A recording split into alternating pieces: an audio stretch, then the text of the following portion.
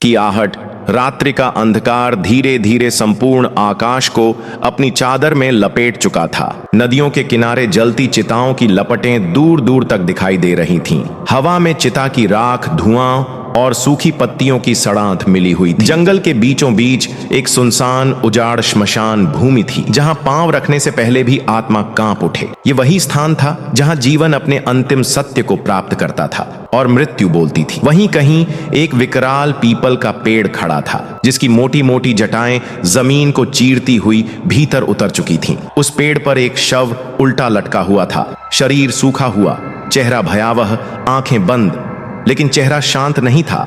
उसमें कुछ अजीब बात थी, मानो वो अभी कुछ कहने वाला हो। विक्रम का आगमन राजा विक्रमादित्य एक महान योद्धा और न्यायप्रिय शासक थे, पर आज वे राजा नहीं, एक साधक, एक युग का प्रतीक बनकर निकले थे। उनकी तलवार चमक रही थी, पर उसकी धार से कहीं तेज थी उनकी बुद्धि। वह जंगल में अकेले चल रहे थे, पीछे ना कोई सिपाही, ना मंत्री, ना गुप्तचर। वह सीधे पहुंचे उस श्मशान की ओर, जहां हर रात एक तांत्रिक साधना करता था। तांत्रिक शंखचूड़ की योजना। हे महाराज, तांत्रिक शंखचूड़ बोला, मैं वर्षों से एक साधना कर रहा हूं, परंतु मुझे सिद्धि तभी प्राप्त होगी जब आप उस पेड़ पर लटके शव को मेरे पास लाकर देंगे। विक्रम ने गहन दृष्टि से उसकी आंखों में देखा। तांत्रिक के चेहरे पर विषैली शांति थी। तुम्हें शव क्यों चाहिए? विक्रम ने पूछा। वह विशेष शव है, उसमें एक बेताल वास करता है, उसकी शक्ति से ही मैं अमृतत्व प्राप्त कर सकता हूं। विक्रम को यह सुनकर संदेह हुआ। बेताल एक ऐसा भूत जिसकी कहानियां कई पीढ़ियों से सुनाई जा रही थीं, पर सच था या कल्पना, यह जानना आवश्यक था। यदि यह किसी निर्दोष को कष्ट नहीं देगा, मैं सहायता करूंगा, विक्रम ने कहा। जंगल की रहस्यमयी यात्रा रात के अंधेरे में राजा विक्रम अकेले बढ़ते गए। हर कदम के साथ जंगल और घना और रहस्यमय होता जा रहा था। कहीं उल्लू की आवाज, कहीं झाड़ियों में सरसराहट, पर विक्रम रुके नहीं। उनके पास एक दीपक था, पर उसकी लौ भी कांप रही थी, मानो कह रही हो, वापस लौट चलो। पर विक्रम नहीं रुके।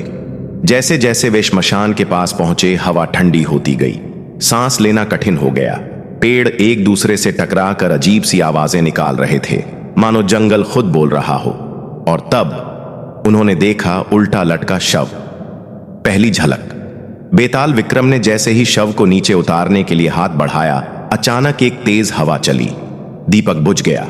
पर विक्रम डरे नहीं। उन्होंने शव को धीरे से कंधे पर रखा और तभी, हे राजन, एक भयानक आवाज हवा में गूंजी। शव ने बोलना शुरू किया, मैं हूं बेताल, मैं तुम्हें चेतावनी देता हूं, अगर तुम चुपचाप मुझे ले जाओगे तो मैं कुछ नहीं कहूंगा, लेकिन अगर मैंने कोई कहानी सुनाई और तुम उत्तर जानते हुए भी चुप रहे तो तुम्हारा सिर टुकड़ों में फट जाएगा। विक्रम चुप रहे। पर यदि तुम उत्तर दोगे तो मैं फिर उड़ जाऊंगा और तुम्हें मुझे फिर से पकड़ना होगा। क्या तैयार हो? विक्रम ने कहा, मैं तैयार हूं। श्मशान की चीखें। जैसे ही बेताल ने बोलना शुरू किया, चारों ओर से श्मशान की आत्माएं जैसे जाग उठीं। हवा तेज हो गई, सूखी पत्तियां उठने लगीं और चिताओं की बची खुची राख उड़ने लगी। राजन, बेताल बोला, मैं तुम्हें अब एक कहानी सुनाऊंगा, पर ध्यान रहे, अंत में तुम्हें निर्णय देना होगा। विक्रम चुपचाप सुनने लगे।